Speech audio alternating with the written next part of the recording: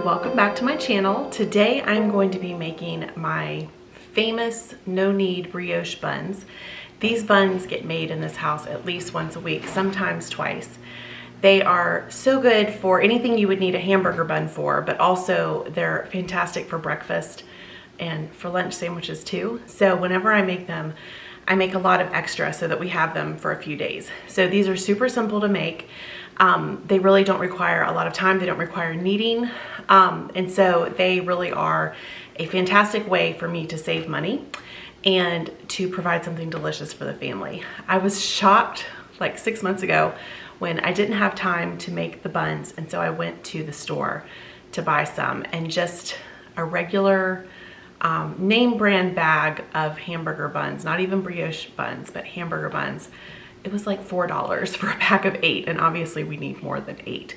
So ever since then, I made a promise to myself that I would never buy buns again, kind of like Scarlett O'Hara, except going hungry was her thing. Anyway, so today I'm gonna show you how I make these. I'm actually gonna make the recipe times 5 because we're gonna be taking them to a group dinner tonight, and then I want to have some extra left over as well. I will leave the recipe in the description box below, so if you'd like to try and make them yourself, you can grab that recipe and get started.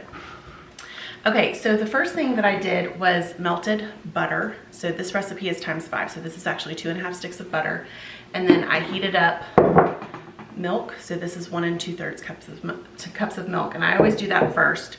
Now I'm going to be measuring my flour. So I need, let's see here. Let me do math real quick. So 25, okay, so I need 2,560 grams of flour. I always do this by weight so that I get an exact measurement, because that means that the recipe works every time. If I just do it by the measuring cup, it doesn't always come out right.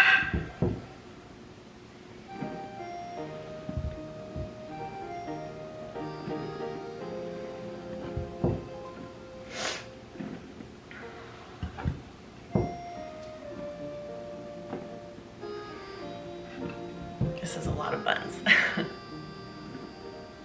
This will end up making about 50, I believe. Okay, getting close now.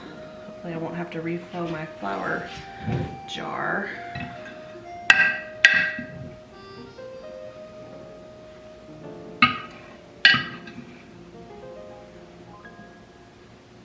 Okay, I'm at 25, so almost there.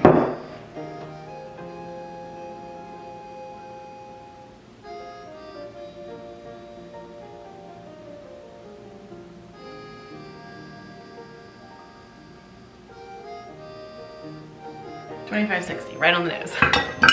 Okay, now let's see. I need 50 grams of kosher salt.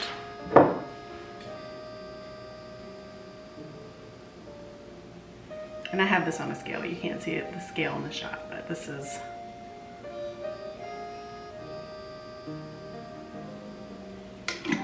okay. And then I need 40 grams of yeast.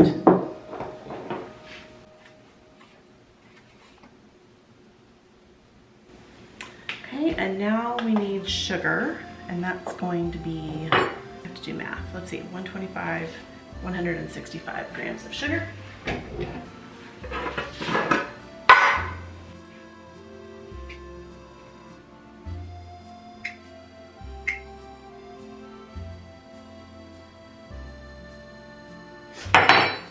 This is just enough sugar so that the buns don't end up being sweet, because obviously we're using them for hamburger buns tonight. So it's not a super sweet brioche at all. Okay, so now I'm going to grab my Danish dough hook thingy. Danish dough, what is it? Danish dough, I can't remember what it's called. A Danish dough something. And get this mixing up, and then we're gonna go ahead and add the wet ingredients. This particular one is the best one that I found, and it's lasted me the longest. I used to buy ones with wooden handles, but they would only last me about 3 months before they would break. This one has a silicone covered handle, and it's lasted me, I think I've had it for 6 to 9 months. So this is, I'll link this one below because this is the best one, especially if you do a lot of bread baking like I do.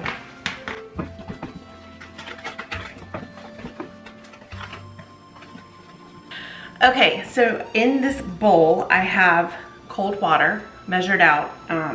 It was like 1,100 grams of cold water. And now I'm going to be adding, I'm gonna take it off the scale. I'm done measuring now. Now I'm gonna add 5 eggs, 1 egg for each batch, to the cold water. And then I'm gonna be adding the melted butter and the hot milk to the eggs in cold water, which brings the temperature of the liquid to the perfect temperature to add into my dry ingredients so that the yeast ends up doing its thing quickly. Let me grab a spatula real quick. Okay, this is not the spatula that I wanted, but it's gonna have to do. My kids are always running off with those. Okay. So now I'm just gonna use, oh, it's a Danish dough whisk. I knew it would come to me. So now I'm just gonna use this to whisk the eggs up in here real quick.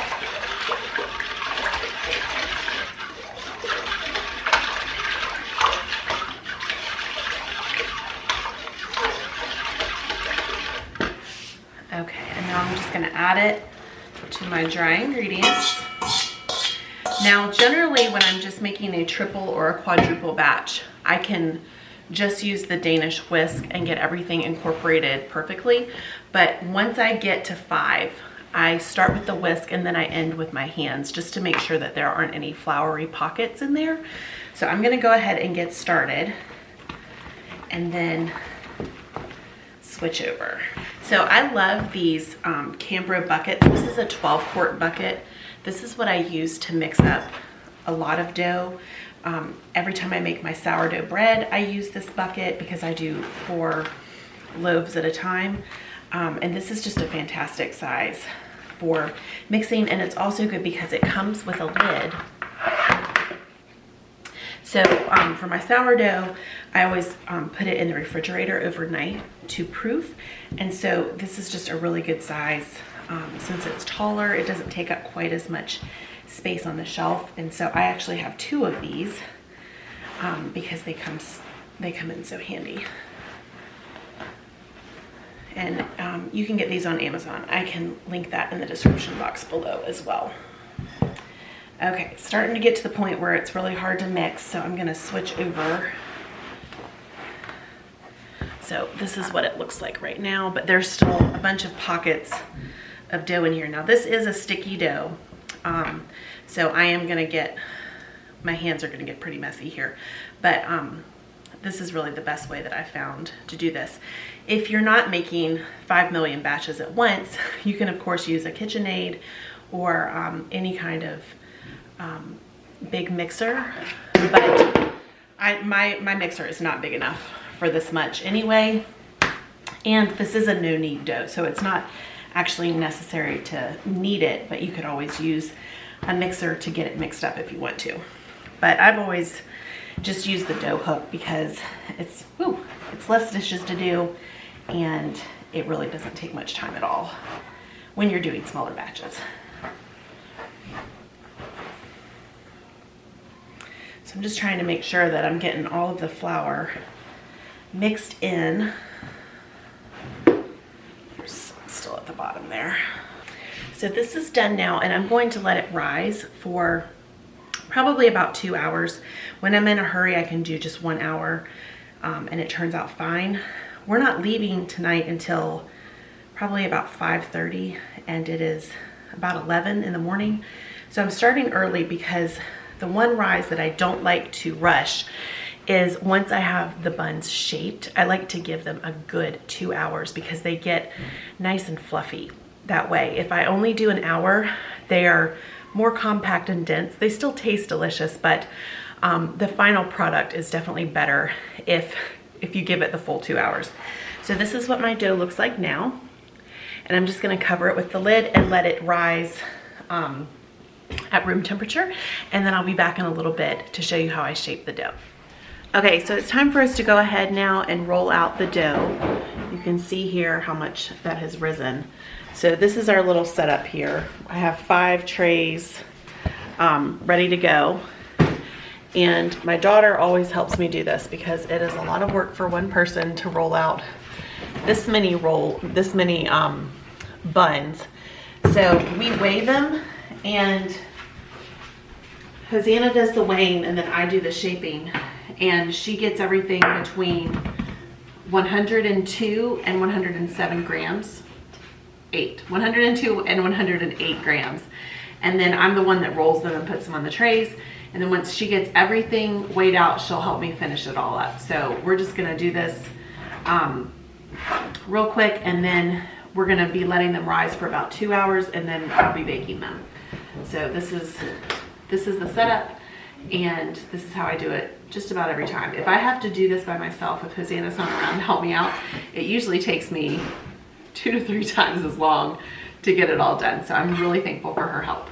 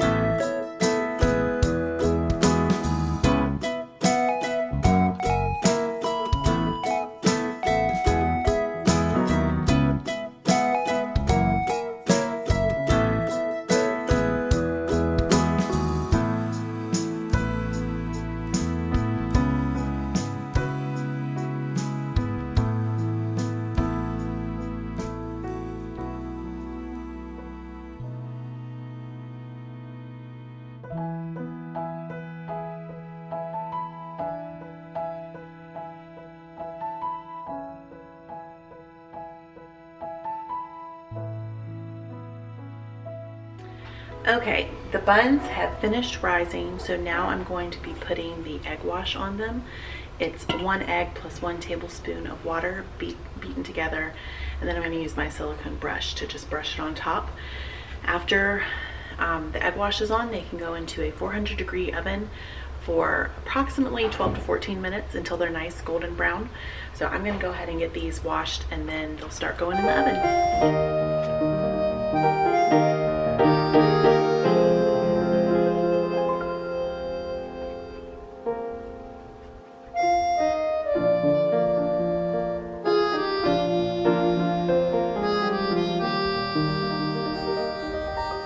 So I usually put 2 trays in the oven at once, so that means that I only wash 2 trays at a time. I don't like the egg wash to sit on too long before I put them into the oven, otherwise it could get a little bit soggy. So I'm gonna go ahead and wash the second tray and then put it in, and then once I'm about 3 to 4 minutes away from those coming out, I'll start to do the next.